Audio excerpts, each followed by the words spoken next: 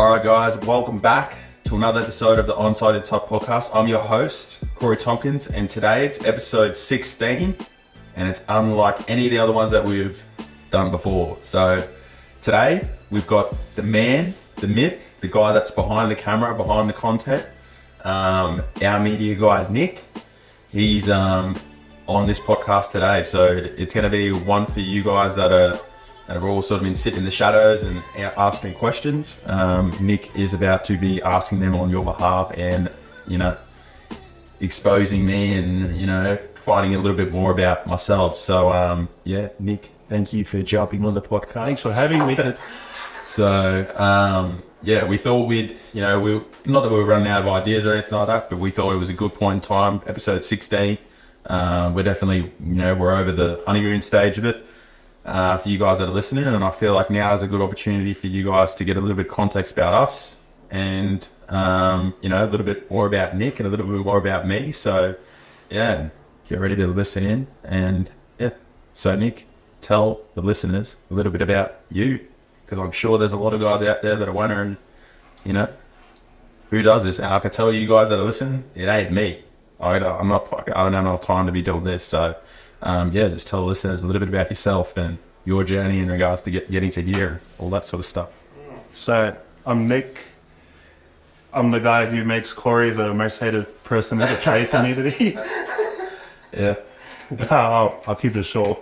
Been in the filming game since 2019, 2020-ish. Pretty much right when I graduated school in 2020. Started doing everything as people do, weddings, music videos, shop ads, Instagram reels, everything I could. Started to find my niche in weddings. So did a lot of weddings over the period of like 2 years. Got burnt out in that because every wedding's pretty much exactly the same. You know what you're doing. There wasn't much like creative thinking. You can make it really cool, but it's so structured. Everything's basically the same. Started branching out to music videos more.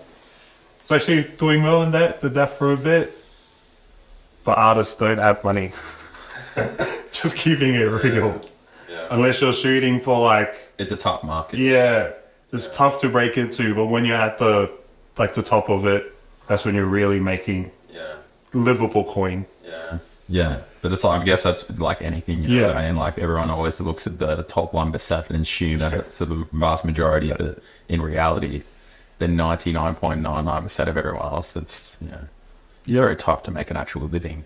And then from music videos, I transitioned into the content space where it had a mix of everything I wanted. It was like a market that was thriving and still in its early stages. And I think it's still... the 100% still in the early stages. Yeah. There's a lot of creative freedom that you can do. It's like even though you could be shooting for one creator, that one creator usually does a million different things. So that repetition's not the right word, it's just not the same thing. Yeah, like it gives you like the flexibility to obviously put your own flair on it. Yeah.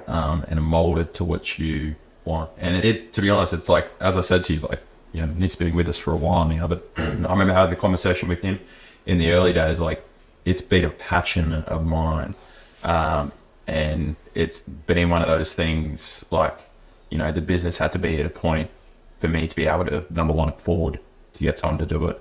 And I had to take the risk to do it. Still a little bit risky now, but it's definitely been something that I've been very passionate about. But I'm also not the biggest creative. My number one thing at the time, I just to prioritize it. I was trying to keep the main thing, like everyone is. You can keep money coming in the door. But I always knew that was something that I wanted to do, and I did dabble in it, like everyone. You flip the phone around and you take some photos and that sort of stuff. But I always knew that there was levels to it, and you had to invest in order to eventually see a return. So in regards to my personal content journey, that's sort of with the business for you guys that are listening. It's always just been, it was always just myself and dabbling in, dabbling out and all that sort of stuff. And then, about 12 to 18 months ago, I just took the jump and we ended up, getting someone, and Nick ended up coming in, and I explained to him, I sold him on the dream and told him what the plan was, like, especially with myself. And I could see it in Nick that, I remember saying to Nick right in the early days, like, even in the interviewing stage, I was looking for someone that lived and breathed in that space. Because I feel like everyone wants to be a content creator. There's this fucking thing that gets thrown out into the market. I'm a content creator, but everyone tends to forget that, it's easier said than done. When you are in the motions of doing it day in, day out, and you're having to constantly think of new ways and stuff like that, it can become mundane, and then that whole shiny light of, I'm a content creator, wears off. So, and I still say that to Nick constantly now, like, everyone loves to throw out that income. That's what they do as their day job. And for the most part, to the public, they would look at that and be like, oh, that's easy as. Well, you just get to come in, But no, you got to constantly think of new ways. So, I'm sort of plopper. Because I'm so used to posting these that that's why I just got natural. But no, that is true. It's like it is glamorized, and pretty much any business owner, it's like everyone sees the big thing, but I'm probably in the office like planning, looking at analytics, writing scripts more than I'm actually out shooting and editing. But I feel like that's, if you're really trying to make it as a content creator, that's where you need to build your skill set, is that behind the scenes stuff. Yeah, and it's so massive. Like, I'm no expert either, but I always say to you, like, listen, we need to keep pushing it new ways, like do this, do that, scheduling. Like everyone just thinks that this shit just happens. Yes, it comes out every day. It just comes out. Like, we go through ups and downs. Like you can really get lost in the numbers. Meaning your followers and your pages and your analytics, you can get lost in that. And I feel like, as I said, I'm really just looking from a business standpoint, from the outside. To a degree, you obviously need to abide by that, but at the same time, it also has to be from the gut. And we constantly change we change our plan of attack all the fucking time. I remember literally the principle that I lived by right at the start was you just keep throwing shit at the wall until something sticks, and then you go again and you go again and you go again and you go again and go again and just keep going. And because once the people that find something that works, I find anyway that you can only do that for so long. Yeah. And then you fucking you gotta evolve at some point. Yeah, constantly, and especially with how fast content moves. Like you're literally evolving daily, like new trends, new music, new ways to do things. The same way that we make content now is not going to be the same way we make content in 6 months. Yeah. So that's why I'm passionate about it, because I feel like for Australia, we're so early in it. Like especially for you, like you live and breathe that space. And for the side note, for all you guys that are listening and wondering exactly how Nick's job works, for us, we have people in our company that ask me the same thing. And like, Nick doesn't have set hours. I never, it's not one of those jobs where you can really clock in and clock out. Like I'll message Nick at 11 p.m. or 6 a.m. or whatever. He's got to do X, Y, and Z. I always say to him, we've got things that we need to do in order to how we get there. I don't care. So, there obviously is flexibility in that, but you also have to perform. So just quickly on that is true. I do have the luxury of being able to pretty much work wherever I want, but people forget work still needs to get done. Yeah. I'm not just at a cafe drinking my latte. I don't even drink coffee, drinking my hot chocolate. It's like I'm there locked in on my laptop actually working. Anyways, quickly finish my story. It was up to you. We fully just went off fucking track there, but you were talking about, you left high school, you started weddings, you started you did your own thing, music videos, you realized there was no money in it, and then? Got into the content space. This is all happening while I'm still working a day job, by the way. Got into the content space, linked up with a few creators, decided this is a niche I really want to break into. There's heaps of reasons, main one being it's so early, and I think it just suits my lifestyle a bit better. As compared to weddings, you do only need to really shoot 4 or 5 weddings a month to be able to live. But it's like you're shooting pretty much 14-hour days. But it's not even that. It's your clients are always so on you. Like, when's the video done? Have you started editing? Is it finished? Like, chill, you just got married yesterday. It takes me like 4 or 5 weeks. Then make Corey in here. Yeah. And how did you go about, like, obviously, I feel like in the early days, there was conversations that we had about you, you know, taking the leap from leaving your day job to now, like, doing what you're doing. Obviously, you know, you don't make $1 million a year. And, you know, have there ever been times where people have said to you, like, is this a real job? Like, how are you actually going to make a living? How are you going to make a life? And all that sort of stuff. Like, how have you been able to, like, push that to the side and just, like, keep focused on that it will eventually, like, become something?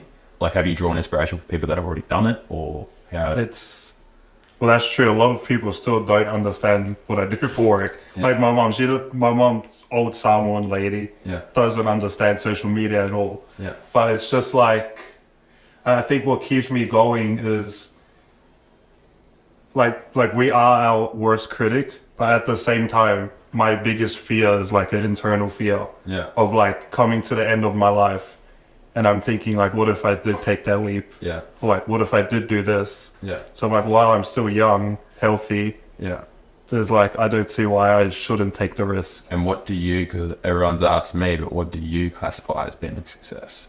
Our view of success was pretty similar. Yeah. It's not $1 million, which I'll still happily take. Yeah. It's just being able to have freedom with time and energy. Yeah. And like freedom, time, energy, and financial. Yeah. And I'm not talking financial freedom where like I can just go buy a Lamborghini if I want. I'm more talking about like my family's looked after, my partner's looked after. If there's any, I don't know, big medical expenses that come up, like it's not a massive stress, but we can still take a few holidays a year. That's all I want, really. Yeah.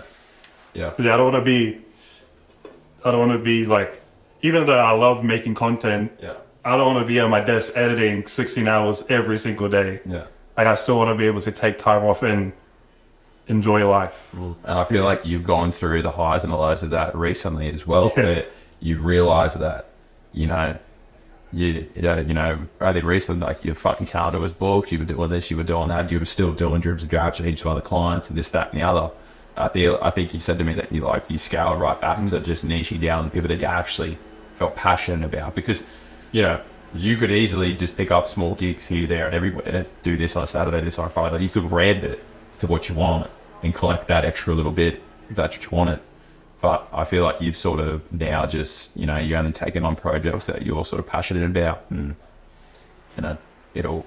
I could, if I really wanted to, get booked out again like that. Yeah. But then I think what I started to realize is once that honeymoon phase worn off, it was like you need to force yourself to be creative. But if you're spreading yourself so thin across a million different clients, like each person's not going to get the best version of you. And especially at this job where like you can't just read a textbook and be like, this is what you do if you're not feeling creative. It's like you have to like look after like your mental and emotional state. Because it's like if you're feeling low, it shows very easy in your work. And it's something that I've sort of learned this year in particular as well. It's like it's easier just to be like, oh, you know, there's people out there to be like, oh, how hard can it be? You just come up with ideas and you just shoot stuff, but it's actually like a lot harder than what you might think. You not only, for us anyway, like I'm more talking context-wise to the company and construction and what we do, like for the guys that listen and how we spin the content is,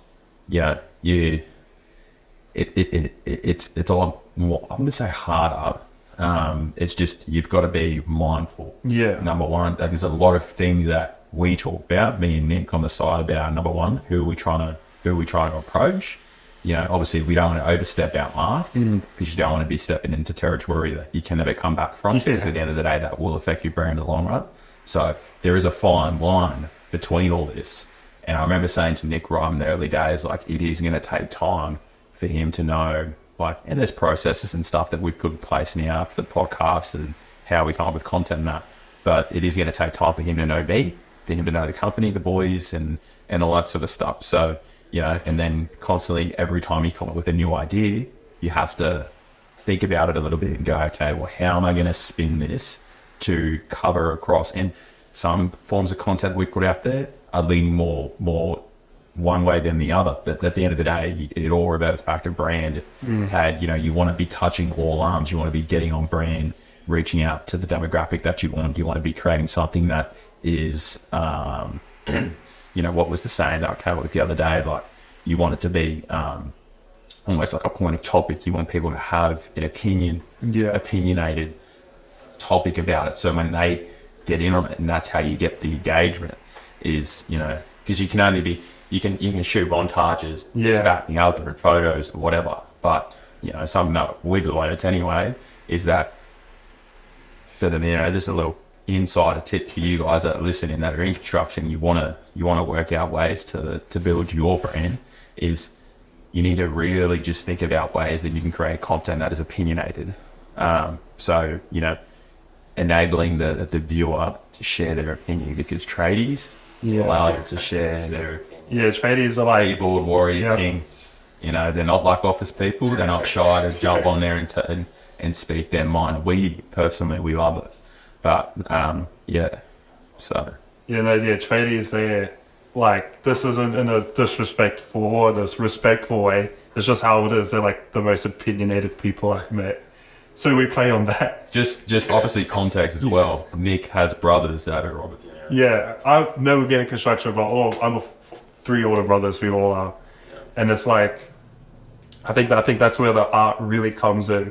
If you're like a construction social media brand, it's like finding that line of like sort of getting people not aggravated, but like keen to share their opinion, but then not getting them so keen that you get so much backlash.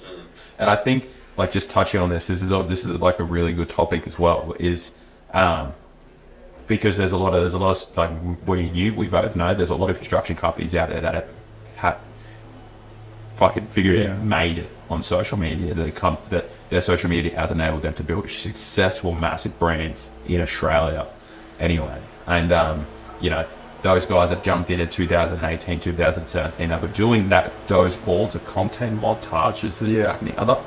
To be honest, that form of content probably wouldn't work this day. So it's hard to really sit there and say, you know, for the guys that are saying, oh yeah, but the way that you do it now, you know, these guys have done X, Y, and Z, and they've built this massive company doing what they did.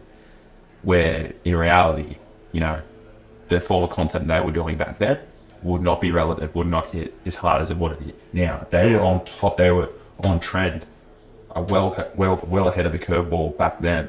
So, not saying that what we do is fucking perfect either, but it's just what I'm trying to say is that you have to consistently evolve, and you can't compare an apple with an apple. You can't compare, you know, prime example, we know guys that produce similar content, but maybe it might be the actual person that is shooting that content, you know, they're not that engaging. You know, for me, I don't look like a construction guy. I don't look like, so for me, that obviously also builds opinions, and that's something that we've leaned on as well. So that's another insider tip for you guys. But you know, these are all things that this is. You know, I talk about this, and I guess there's going to be a lot of guys that are listening in the car or wherever you guys listening to this that are going to say, "Oh yeah, but, you know, the construction, you know, you're just focusing on content. Like, what about all the guys on site?" Do not ever get it twisted. As I always say to Nick, I keep the main thing the main. You know, I'm very adamant. You can ask anyone that is around me, the guys on site, what we do in order, you know, the thing that puts the bread on the table for everyone that works in this company, that is the main sole focus. This is just a byproduct of that. And I'm fortunate enough that all the team that we have, the people that are in the company, all buy into it as well. So, you know, we're not just these fucking, I'm not over here and say I'm influencer, but like, we're not just these guys that just sit there just doing content. There is a methodical process to it, and we've got an obligation to not just fucking, you know. Yeah, I think people forget you still are a business owner. Yeah. It's like you still have the business part to do. Yeah, like just before this, like just before we were shooting, like Nick was coming in the movie. He's like, yeah, you know, we're currently in the midst of doing some stuff. So, but yeah, anyway. So, all right, well, I think it's time we have we? Fuck, I feel like we've just really gone off track. Have we missed anything about your content thing? I think you met me, and then I told you about that. Let me just revert back to that a little bit. So, and the process on how Nick actually come in. So, we initially employed a guy prior to Nick, and he come in and, well, sorry, let me really wind the fucking clock back for all you guys that are listening. Now, this wasn't something that I just tried once. Nick would be my fifth guy. I didn't even know that. Well, I had guys that were like subcontracting. Yeah. I mean, so they were third party. You know, you guys that listen, you probably do the same thing. You get a guy to come in, they look after your socials. I've tried that. I tried it all. Paid like super big money, got a uni student. I tried fucking everything, right? So, but anyway, what the one before Nick was when I really tried to niche down on it and say, like, this is what I want to do. I put up front the money, whatever. He ended up leaving. It was a very, very good transition between, you know, Nick and him still talk at the moment. And, that, you know, it was very amicable, that transition. And, yeah, the door sort of aligned with Nick. I think the one thing for you, I don't know if there's any guys that are listening that are content creators that are thinking about doing it, but let me give you a tip from an employer standpoint. If you're looking to get into a job as a content creator, content manager, or however you want to fucking spin it, you can put any title you want, marketing director, right? Doesn't matter, right? However you want to spin it. A tip from an employer to you guys is that it's something that you want to do. You have to be willing to prove why. You know, I think initially I got you to do a trial video. Oh yeah, Yep. yeah. So, Video and then phones. Yeah. So I got him to do a video. I got him to do some photos. Yeah. He did it for free. Free. Oh my god. He did it for free. Guess fucking what? That's reality, right? Did I end up like? It wasn't even really like something that I used. It was just I wanted to see what happened, right? So how he held himself on site, how he went up and down a ladder, was it something that he could, you know? And I was lucky enough that I had a good relationship with the guy prior to him, and he told me mad rude. So that's how we did it mine. So don't ever get your nose out of joint. If someone says, "Oh, hey, can you shoot a video for free?" Go fucking do it. It'll take you 2 hours, maybe another 2 hours editing, but so fucking mine. Right? So that was the first thing. And the second thing was is that I could tell, right? The number one thing that I used to dribble through applicants, because employers, when they put up a thing as a content creator, you get an influx, heaps of people apply, like heaps. For you guys, like, even if Nick says, I literally will show you to see, like, within like 3 days, you get like 80 applicants, because you get like school leavers, uni students, people sitting at home, like everyone wants to do it. And that's what I remember saying to Nick, like everyone wants the title as a content creator.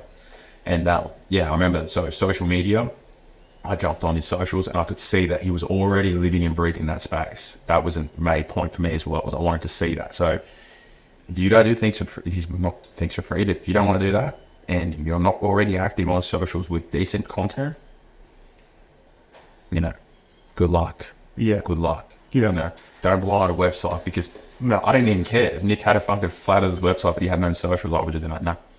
You know? So, because he was looking after my fucking socials. So that's why I went in. So yeah, that would be my tips, is go hard on your own socials, be able to be very flexible, and, you know, just do whatever you need to do. You know what I mean? And understand that the honeymoon stage will wear off.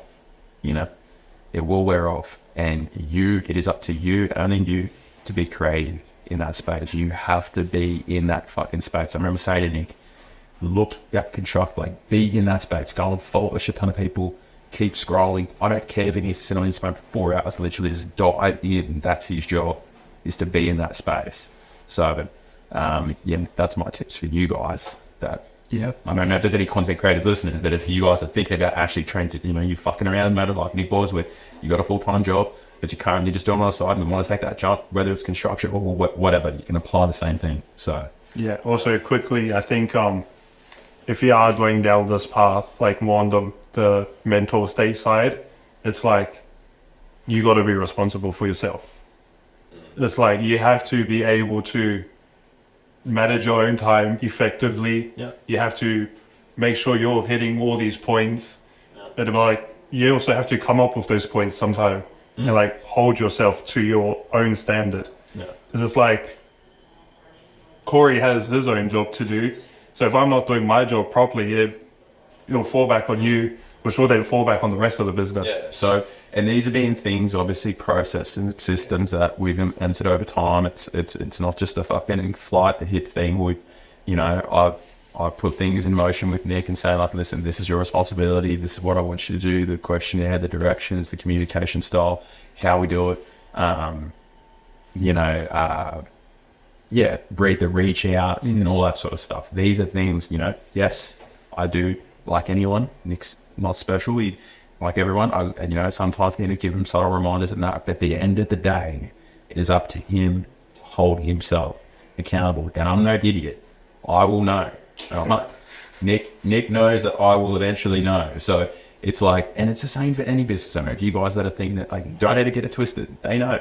They will know. So you got to hold yourself accountable. And yes, you got to be very, there's weeks where I'll say to you, hey, listen, so, these 3 days, like, I need you. I need you. I need you on there. I need you on there. So when Nick was saying his flexibility time, he is week to week, some weeks more than others, whatever. But there are points in time, right, and they strap me boots on, brother. I mean, they're not at work. Like, there are weeks where he needs to get a lot. So, just some weeks, it's not really a straightforward answer. So, well.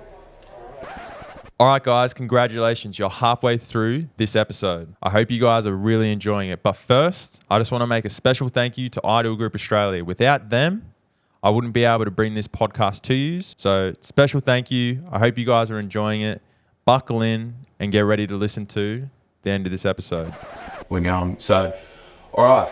Well, I'm going to now hand over now. This is probably the part of the segment of the podcast for you guys that are listening that you're probably looking forward to. So we've got in front of me, there is a bunch of questions that I have not read. So Nick is going to shoot them my way and I'm going to answer them open and honestly, and we are not going to cut this out. So, let me take that MC podcast interview from you. So tell them, how do we get these in? How do we get these questions? What did you do to get them? So a lot of these questions all of them came from you guys. Over the last week when we've been planning this episode, I've pretty much been spamming our stories with questions, just different prompts, trying to get people to ask us questions. So all of these are from you. And also, I've just went through a lot of comments. And if there's questions, similar questions that's been asked multiple times, I'll just like group them into one question. Yeah, so it's going to be a good opportunity for you guys that have been there. So, all right, well, here we go. So you just take it over from now and I will be the guest. All right, first question. Do you actually know anything about construction? All right. I'm going to give you guys a brief summary about me. I think I've already shared it a bit, but I'm going to go again because I'm sharing it. So a brief summary about me. Started my apprenticeship when I was 17. Yes, believe it or not, I am a qualified carpenter. So started my apprenticeship when I was 17. Finished my apprenticeship. I did both commercial and residential during the apprenticeship. I'm not going to go right into detail on regards to what I did each year. I worked with, at one point, I worked with about 13 qualified chippies. I was the only apprentice, boss's son, and to everyone's belief, I actually got the fucking stick end in that scenario. It was not, oh, Dabby's little boy. It was actually the opposite.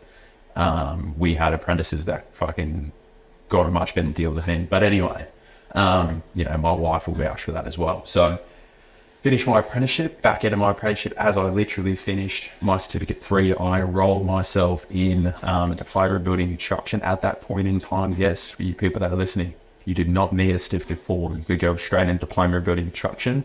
By then I was at that point in time I was subcontract. I got my subcontract license. I was subcontracting for a bathroom guy. I think he actually listens to the podcast right now. I was subcontracting to a bathroom guy around Brisbane, really good guy. Thinking about it now, the money was great. I mean, why I'm not gonna. So yeah, I was subcontracting to him. While I was subcontracting to him, I was still in at home. I had a trailer, had a ute. Wasn't the best fucking, you see these $40,000 trailers. It was like a $4,000 trailer that I kitted out myself. And I did my diploma in building construction at Master Builders for 10 months at night, 5 nights a week. So for you guys that are listening that are like, oh, I never have fucking time, I made time. I still worked 5 days a week, every single day, from fucking 6:30 till 3:30, 4 o'clock.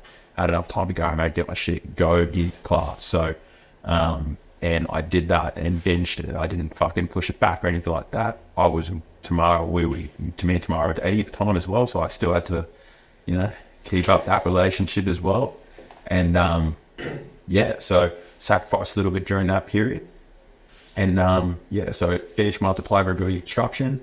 And then I was just contracting for a little bit there. I had about 2 guys working in with me. And then I applied for my builder's license. Now, you guys that are listening as well, you go, how did you get his builder's license? Blah, blah, blah, blah. I hear it all. I lived and breathed it. So what I actually did is I was doing decks, pergolas, bathrooms, renos, kitchens, this, that, and the other. I was also, during that period with that bathroom guy, I did leave him for 6 months, and then I went to go supervise. So I did a bit of supervision work as well at the same time as working on the tools. On weekends, this, that, and the other. Still doing my diploma as well at that point. And then, yeah, so I got up and up experience. I built contacts, like in the industry. I got, I did stuff for free, as you do. Yeah, so I built up some really good relationships and some good contacts that helped me get my builder's license. So I did that. And then I had 4 guys working for me at that point. My old man also was working for me at that point, including the other 4 guys. Took on my first apprentice. And, before now I was just dabbling with apprentices through East Coast and that. And then, yeah, so took on my first apprentice, had those guys.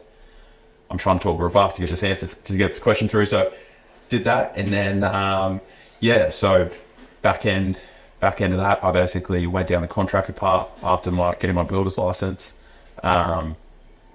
And then I got up to the point where I had about 12 guys. I had no office help, no office, nothing like that. It was just my fiance at the time, Tamara. She was my fiance at the time. She was doing all the books where she could. And then she felt pregnant, and yeah, I pulled her right back down. Still the same company, no debt, no, we didn't close up anything. It was still the same company. I never inherited anything. Yeah, maybe a chemical, but I never actually inherited anything. This company was not given to me. For you that are wondering, yes, my old man's company just he closed it down and packed up shop. There wasn't really anything there. It wasn't a multi-million-dollar thing that you guys might be thinking about. So, yeah, packed up shop. I didn't get anything. Actually, I had a little bit of tax debt, but that's not what I'm here to talk about. So, yeah, did that. And then fast forward to now. We have 15 people on payroll. Yes, I'm no longer on the tools, but there's valid reasons for that. I cannot be on the tools doing what I need to do. And we have a really fantastic team in and around us that have all bought in and, not financially bought in.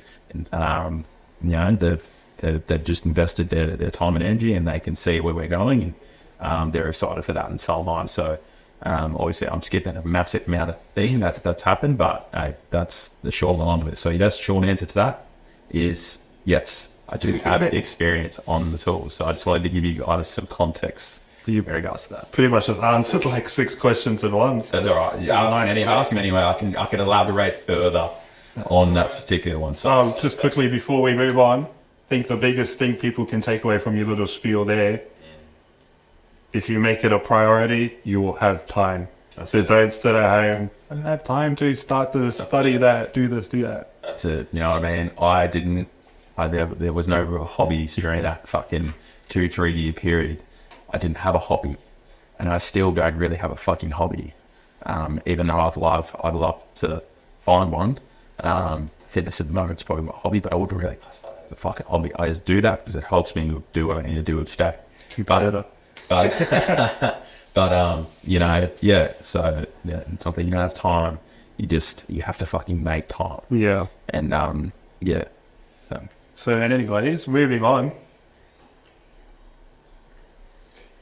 How do you stay motivated every day, especially when, like, especially on the tours, you're waking up before the sun even wakes up? So you're so motivated now or motivated back then? I'd say a bit of both, from on the tours to now. So when I was on the tours, what motivated me was just where I wanted to go. And I'm pretty sure it's pretty much just similar sort of what my motivation now has changed a little bit, and as it does with everyone. But back then, my motivation was always that, you know, I wanted to build a company that guys wanted to go work for. And I just always just had that I just always had that desire to want more and drive for more. And, you know, my wife was obviously, she was really supportive as well. And, that was, you know, your fucking hands are sore, your back's sore, you're tired, you've had long days, you're dusty, your hair's dusty, you're fucking, you know, I've lived it all. I've lived it all. So, I do get it for the guys that lack the motivation, but that's what I'm saying. It's just for me, it wasn't, yes, some days were harder than others, but I always just knew that, what I wanted to do. There was no fucking, there was no steering that ship. It was just one way and fucking go for it. Yeah. You don't.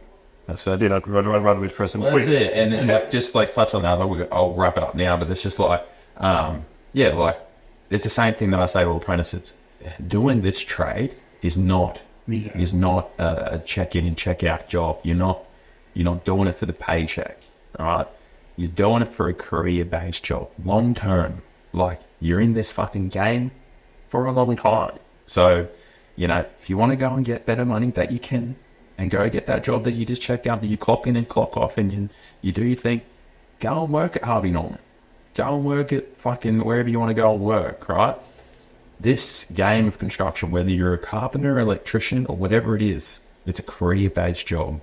So, and I knew that from the start. So, yeah. Yeah, it's actually funny you say, like, it's a career-based job, because I see a lot of comments of people like, I bet his staff's turnover is crazy, he's always hiring new people. But from what I've met, most of the guys here have been here for like years, like a long time. Yeah, like you guys have probably seen, like, we have gone through a bit of a transition with different staff, but my main guys have been with me for years. Like, you know, I don't have a massive turnover in staff, and, you know, it's something that I wouldn't even say it was a turnover. We changed what our you know, it was a massive shift. We had a lot of big changes in the last 12 to 18 months. And, like the culture in our company now is huge. It's something that it's something that fucking just really motivates me. And just touching on that quickly, the thing that motivates me now, to the most part, obviously I've got a family and my kids and all that sort of stuff, that motivates me. But also what motivates me in the office to get up every day and come in here and keep on driving and keep pushing, keep doing it, is the guys that I have that work for us. That's what motivates me. You know, these guys are out there busting their fucking balls every day in the heat, in the cold, getting up every morning, working late, doing everything that I used to do, you know, on the tools. And that is what fucking motivates me. I have an obligation, Nick has an obligation, and I remind everyone that works for us that we all have an obligation to work towards common goal. And more so me, because no one's texting me and saying, "Oi, what are you doing here? What are you doing there?" No, as a business owner, no one's fucking doing that. So, I've got to find the motivation in myself, and that's what fucking motivates me. So that's so true. Even for me, I'm not an early morning person. I'll usually get to site, if I do go, like 8:30, 9:30, which is early for me. But then these guys are like, we got here like 6 o'clock, 6:15. I'm like, holy, I need to make sure your content's good. Because it's like, I feel like I'm doing them a disservice. Yeah. If they're literally what you said, on site, busting their asses off, but I just hold a camera. Like, physically, that's all I need to do. So like, I have to make sure I hold this camera the best that I can. Yeah, because I feel like, you know, I've been in that predicament where you do that and your boss just doesn't care. Where is he? He's doing this, he's doing that, he runs out of work, this, that, and the other. It's a kick in the guts. And like, but that's a culture thing as well. Yeah. We're not going to go on like that's something that's a completely different topic. So, One question we've actually gotten from a lot of people that are like just new business owners just starting out is, when do you know it's time to hire an employee? I feel like it's going to sound very cliche, but it's like having a kid. There is no perfect time and there is no wrong time. I feel like if you've got the, you've got the workload there, and you will, even if it's not the right time and you feel like in your gut, because that's your best checkup, you feel in your gut that you can do it and the opportunity arises, guess what, you're going to find more work. If you get put under that pressure and you are truly an actual business owner in the making, you will thrive in that environment and you'll make shit happen. So, I hope that's not the answer. That's probably not the answer. Like specifically 3 months. The reality is that you'll just know, and there is no fucking perfect time. You just take the leap. The guy might work out, the guy might not. You might find work, you might not. You might have to let him go, but fuck me, that is business. That's it. So. Yeah, that's so true. It could go either way. You could hire someone who's amazing, but then get no work for the next 3 months, but then the vice versa could not happen. You're packed out for the rest of the year, but you hire guys, crap, then you did a Gut check. Away. Gut check. If I had to put it in a simple term, gut check. Yeah. You have to rely on your gut and just go off that. Yeah. We have a sort of motive here. This was a super specific question, which I think resonates with a lot of our older guys. He said, I am 30 years old. Should prior building experience be expected to start a carpentry apprenticeship? Yes. Yep. What would that look like? I'm only talking from my experience on how we employ it. Is, we've had older guys, when we say 30, everyone's going, we used to old.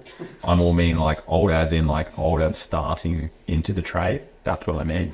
I feel like it is very, it will go a long way the more experience you have. And you get that, how do I get the experience if you're not going to fucking give us a go? Freebies. You know what I mean? Like, the reality is you got to start somewhere. And a company like us, I can't accept that. But hey, go and work for Bob and Bill down the road that does some fencing and say, hey, listen, boys, I can work every second Saturday for free. All I'm asking for is this. This all goes back to, if you want it, you'll make it happen. And over time, that Bob and Bill, you do a few Saturdays there for free, and it's, fuck it, it'll chuck you $200. That those free Saturdays turn paid, and those paid Saturdays might turn into, oh fuck, you're actually half decent. Can you come in during the week? Come in during the week, turn into an apprenticeship. So, and so on and so on. So that's just a little example. Yeah, it's like you said, it's like carpentry in a lot of the trades, it's a career. It's a career. Like, So, you can't be sad you're not making money in the start. You know what I mean? And it is obviously hard. The guys that are going to jump and be like, it's using serve when you're 30 years old, you've got kids. Well, I'm only just telling you the harsh reality of it. You know what I mean? You can't expect to come in and get a mad paying job and be an apprentice at 30 years old, because it's just not going to happen, because an employer also needs to get their fucking stick out of you as well. It's a business. So, going off of that topic, how do you deal with employees who want a pay rise? Do you raise costs to clients? I love this. This is a good one. This one was actually asked a bit too. Okay, so how we deal with it. So I keep it very straight 180 with everyone in my company. Everyone that works for us, it's open transparency across the board. That doesn't mean that I publicly tell everyone what everyone's paid. At the end of the day, everyone's going to fucking talk anyway. I've learned that the hard way. If you try to fucking keep things a secret between guys and look, give this guy this and give that guy that, guess what? They're going to talk eventually. So let them fucking talk. But you're only going to do yourself the ass if you lie to them. So basically how we do it is, I'll just tell you. So all our apprentices, doesn't matter who it is. Adult apprentice, 17, 18, whatever it is. Whatever Fair Work stipulates that we have to pay, that's what their pay is. I don't do it. I don't stipulate it. So whatever the government tells us to pay them, that's what they get. And that includes their entitlements, this, that, and the other. And I tell that straight to their face, and I tell that to all of them. So if they want to go out there and say, this guy earns more than me, take it up with the government. It's not me, right? So Obviously, if you get to the end of your apprenticeship, I'm talking like fourth year, end of your third year, you're really good, you're running apprentices, you got a good view, you got more tools, then I'm open for negotiation. And I'll tell that to them as well. I'm open for negotiation, but that's up to them. Right? How we do it with our qualified guys, it's the tiered system. You come in at X rate, I'm not going to go over rates for this, that, and the other. You come in at one rate, they all come in at the same rate. Then they go into a senior qualified position. Then there's a rate for that as well. Then there is a leading hand position, right? And there's different tiers that we do it on. Then there's leading hand, and each level requires, as I say, as you go up in each level, it becomes less and less about how good you are at your job. Because at that point, I already know that you're good at your job, and I couldn't give two fucks about that. As you go up in those levels, it becomes more about your managerial style, how you communicate with people, how you manage different people in and around. How many people can you manage at one point without blowing your lip? How many phone calls do I get a day? How many supervisors are going to ring me and tell me that you're not doing X, Y, and Z? Are you professional? These are all the things that I can go on and on and on for the next 20 minutes about it. But that's how we do it. So as you work up the tiers, and there is obviously, with our company, this comes back down to why we're doing what we do, why I'm doing what I do. Is I've always said, I want to give them more opportunities. Like any of you chibbies that are listening, you might be working for a builder and you're just a qualified chibbie and you feel like you're stuck there. There's no room for growth other than just being your own business owner. In and out business, there is room to grow. I'm giving that opportunity to the guys that are working for me. Each level, as we get bigger, the more opportunities, pretty much you go from leading hand to operation managers to running teams to this, that, and the other. So estimators, etc., etc. The list goes on and on and on. So that's how we run it. So I don't just have a clear answer for that. But basically, that's how we do it. All our apprentices are basically asked by the government. As you chibbies that are the scene would all know, the government suggested pay rate is a lot fucking less than what we actually pay. That's not me having a go. I was also a chibbie as well, believe it or not. So I understand that. So it no longer goes off that. We just have tiered in our business. So that's how we do it. I'll just quickly nitpick something from there. Just left my head. Oh my gosh. That's all right. No, if it comes back, it'll come back. Yeah. Anyways, we just talked a lot about carpentry specifically.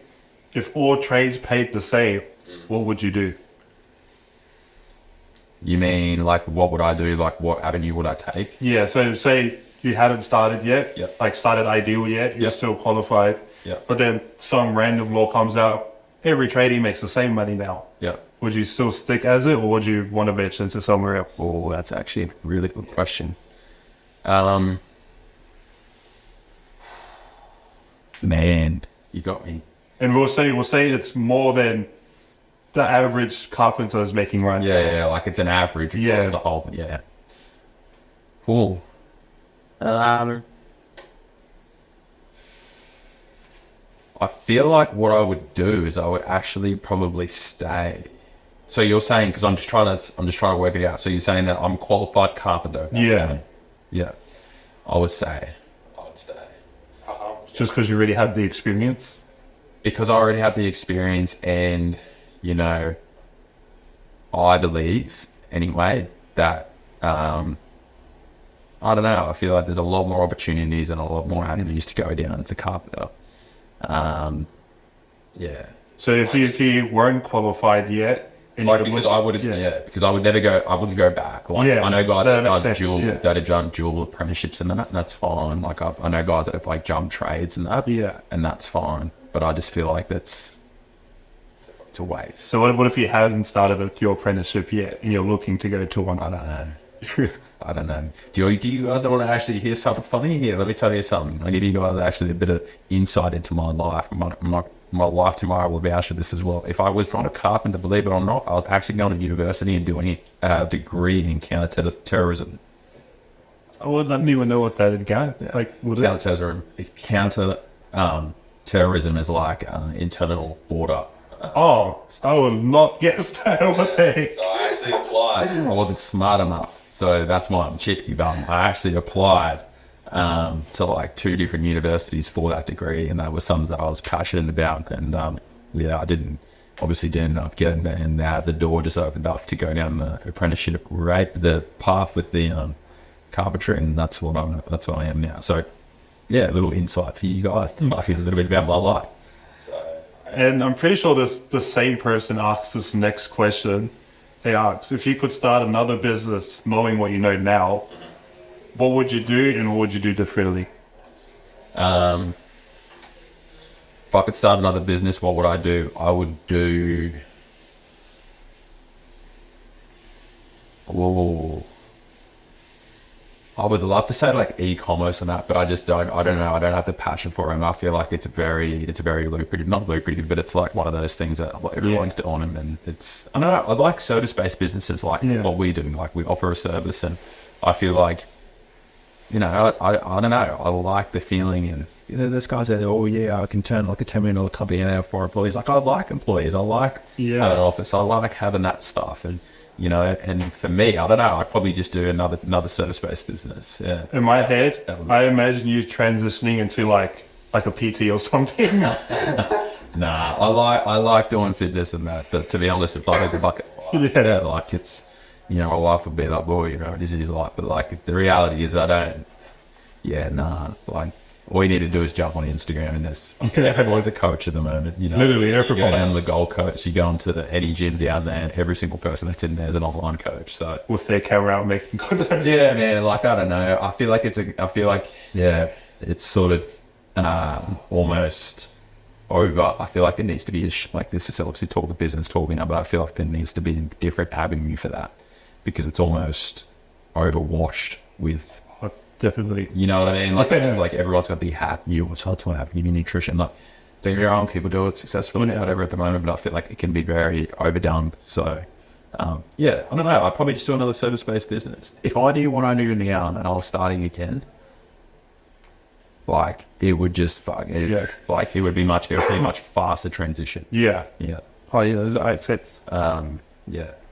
All right, coming back to more construction topics. Yeah. There we go. What's been your best marketing strategy at getting work in? Word of mouth. No, Word of mouth. that makes sense. Yeah.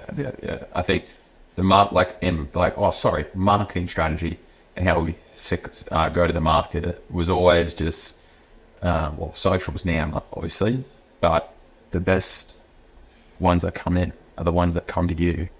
You don't go to them.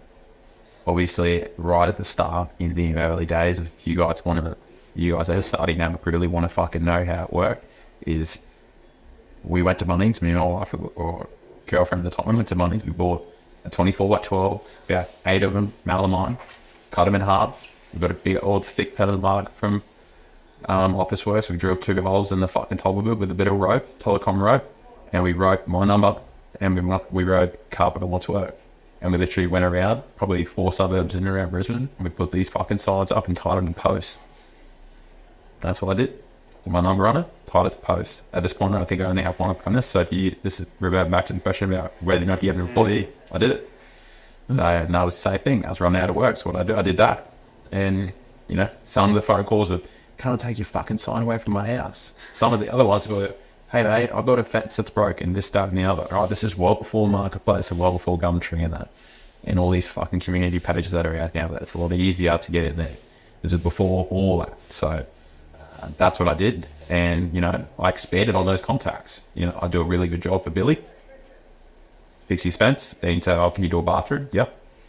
Then he'd say, oh, my friend Jenny wants a job. And then, you know, that's just sort of how I did it right at the start. So, Yeah, that goes back to what we were saying before about making it a priority. It's like that's really what separates people from who want it to those who don't. A lot of people can't even imagine themselves like asking for work or like advertising themselves. I was like, if you're not going to do it, no one's going to call it. That's what I mean. Like you got to swallow your pride, and, Yeah. and you'll make it work whether you want it, you know. And it just comes down to all of those things. Like I've had so many guys that, oh, they want all this, they want that, and the other. And I could just tell, like, I know whether or not they actually do, or they're just saying rap. So, you know. This next question is probably someone that There's a question that I know a lot of apprentices are like wanting to know. It's something I already know your answer on. But what's the quickest you have signed someone off? 4 years. I don't. Unless you're a product of fucking God. And you come down and you blow my socks off and that. But this comes down to transparency as well. I tell them straight to their face. You know, I'm not signing off early. You know, and that's not even me being a dick.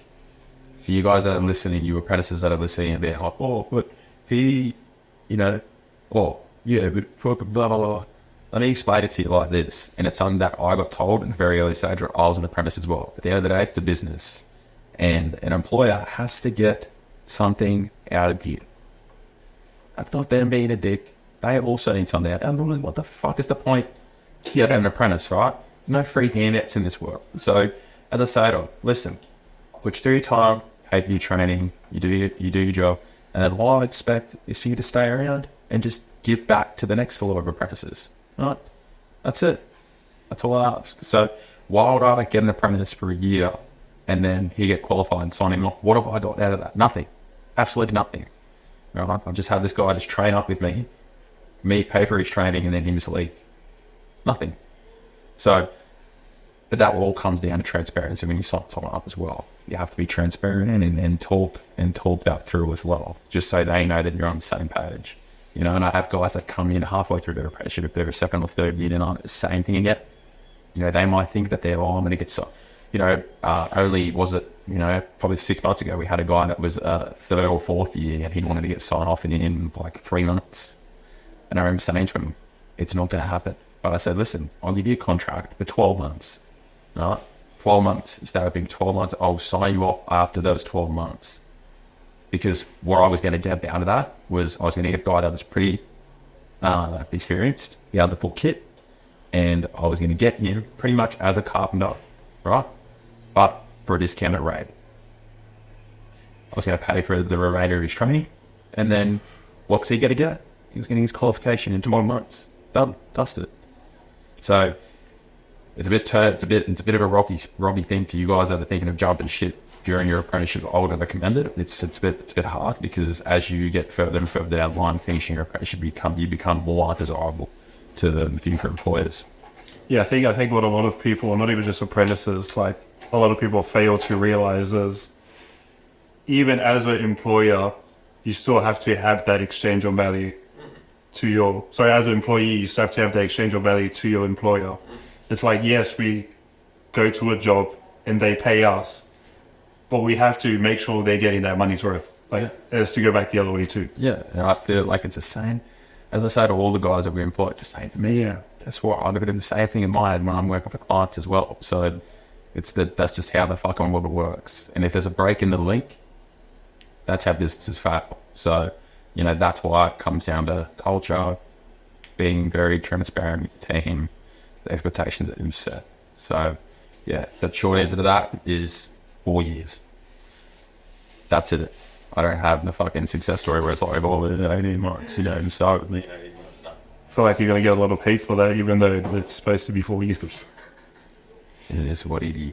We're pretty much getting through all of these. Yeah. I think this isn't a question anyone's asked, but I think it would be good to elaborate on, is how have you, like, managed to build, what's the word, like a good work culture? Because a lot of the boys on site, like obviously everyone has their ups and down days, but for the most part, everyone's usually pretty happy to be working out. I think the biggest thing is you got to sell people on the dream. Yeah. No, that's not what I think. You got to sell them the dream, and they're all going to look to you for reassurance. You have to be the most reassuring person there. You have to, and let me just, so culture has been something that I have learned the last 12 months, and it's probably the most important thing for you guys that are business owners, or you guys that are thinking about getting in the trade or starting your own company. You have to make that the most important thing. Without a good culture set, the rest will fail. And that, hence, we went through a massive shift in our employees. I got rid of a bunch of people, and, you know, I've just aligned with what I want, who I want. Yeah, like, you know, and I'm not afraid to go back to 2 people. I mean, that those 2 people have the you know, the culture that I want. So, yeah, I basically, you know, sold on the dream, told them what it was, and that wasn't me just selling them. I mean, just say, like, it also comes down to them seeing it. Everyone that's employed by me I don't just talk the fucking talk. They see it as well. And that also comes down to what drives me as well, is I have a fucking duty to everyone here to see results and see growth and see progression in there. I feel like it goes hand in hand. You can only sell people, you can only tell and promise people so much. You know, I'm going to do this, I'm going to do that. You know, that can go on for maybe 6 months, maybe 8 months, 12 months if you're lucky. Eventually, those people they tell that to, they'll lose interest. You know, it's just all the shit again. Right, but for me, I spit a big old dream. I could sell a massive ass dream. But, you know, I prove it is what I say to them. Like, listen, this is what we're doing. They see the people coming in, the style of work, the growth, the opportunities, this, that, and the other. And, you know, I share it to them. And that, then the ROI on that, then fucking drives the culture as well. It drives that. So it goes hand in hand. You have to do both. You can't do one without the other. You can't just be sitting there telling people, you know. And let me just say as well, I feel like in the trades community, it's such a big thing. You know, going to the pub with the boys on a Friday afternoon and having a few beers, that's not building culture. That's not building culture. That's not building real culture trust. Trust me. It's, you know, and I'm going to get hate for that. People are going to go, you know, yeah, you can go to the pub. That's not building real company culture. That's fake. It's fake culture. When you're sitting down at that pub and you're sitting with your 4 mates that you're employed, right? You're all buddy, catch up with your mates on the weekend. Oh yeah, how was your week? That's not real culture, right? How I gauge culture is when you're not around, right? And how long that can go and sustain it for you not around. For me, I don't even need to see my guys at all. I could go weeks without seeing them, and they still rock up, happy as, good things. Obviously, we have communication thing. Like I still communicate with them, but yeah. So you just need to understand that, yeah, like it's not that there's a massive difference between what people assume is culture and what really is actually culture.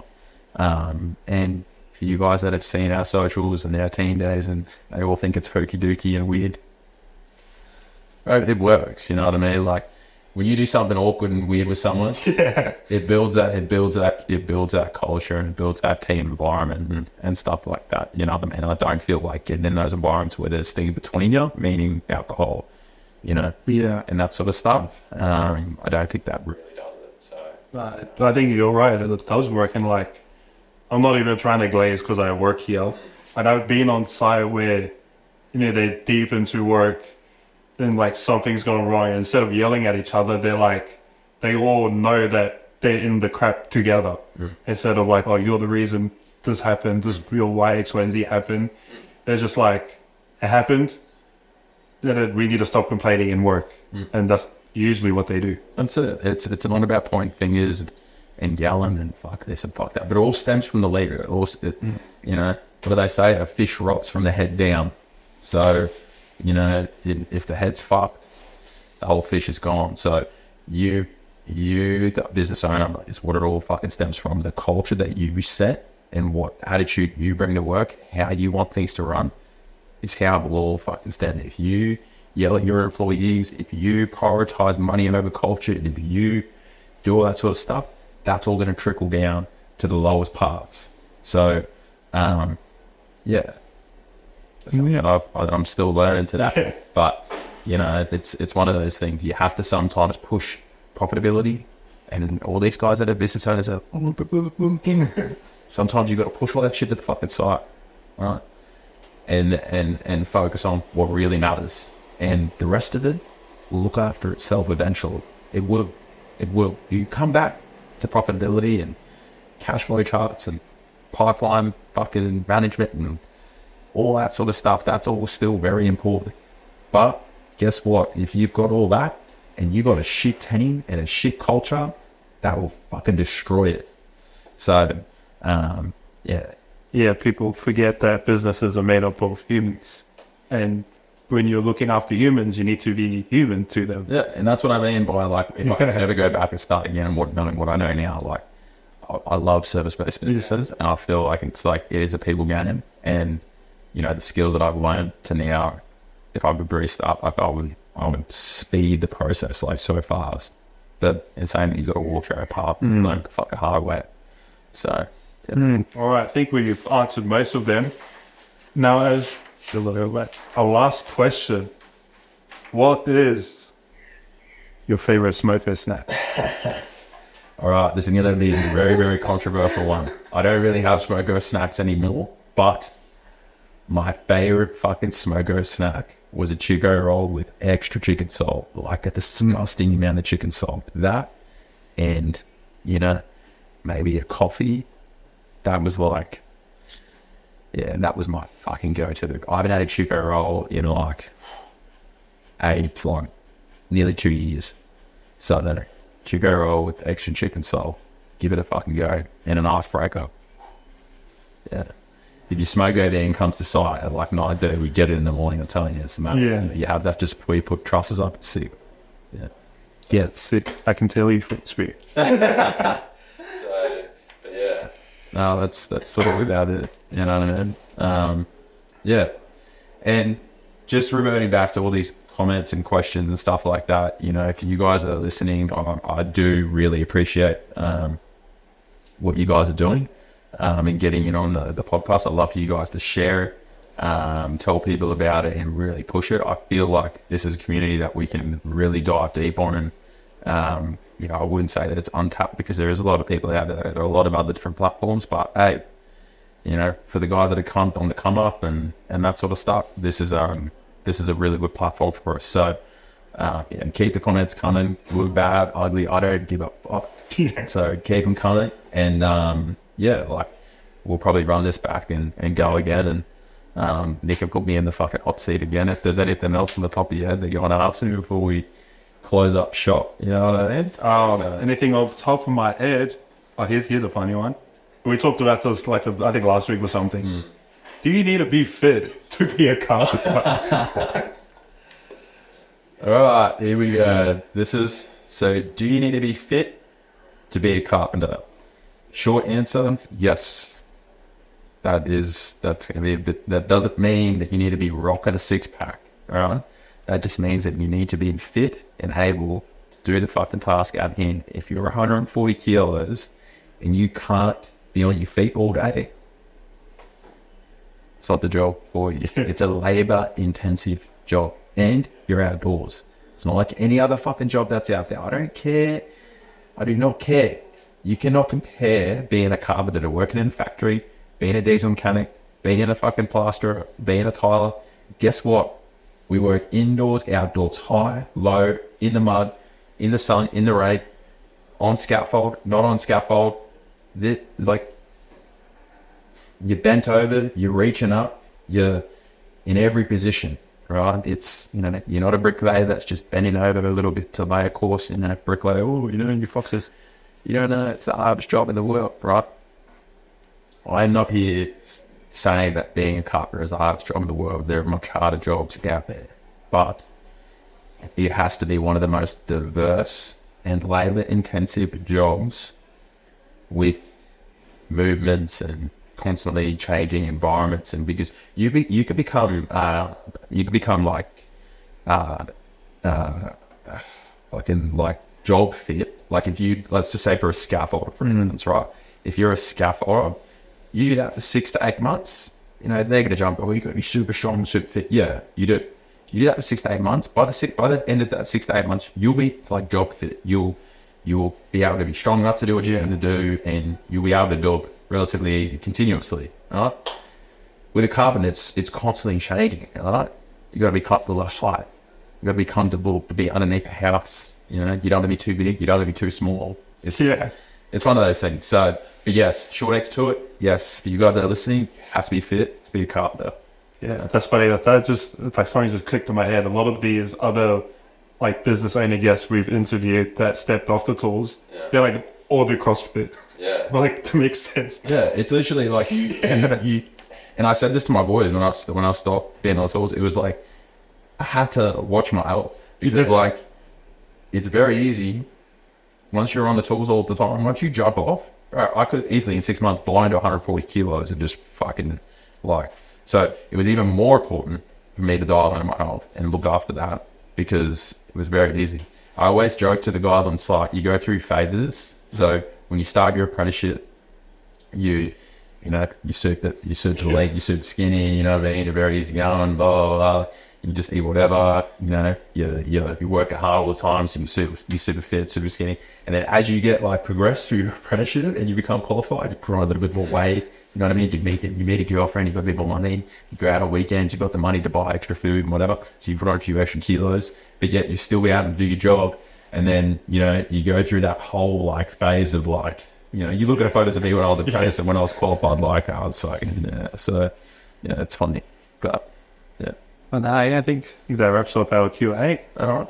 Well, I hope you guys that are listening got some insight into myself and into Nick.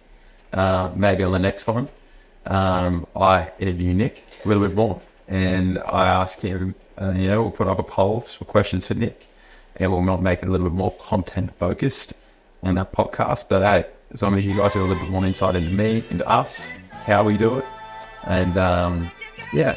Hey guys, thanks for listening to this week's episode. If something hit home for you, it would mean the absolute world to us if you could like and share this podcast with someone else that would benefit from it. Tune into next week's episode, as this will be one that you don't want to miss.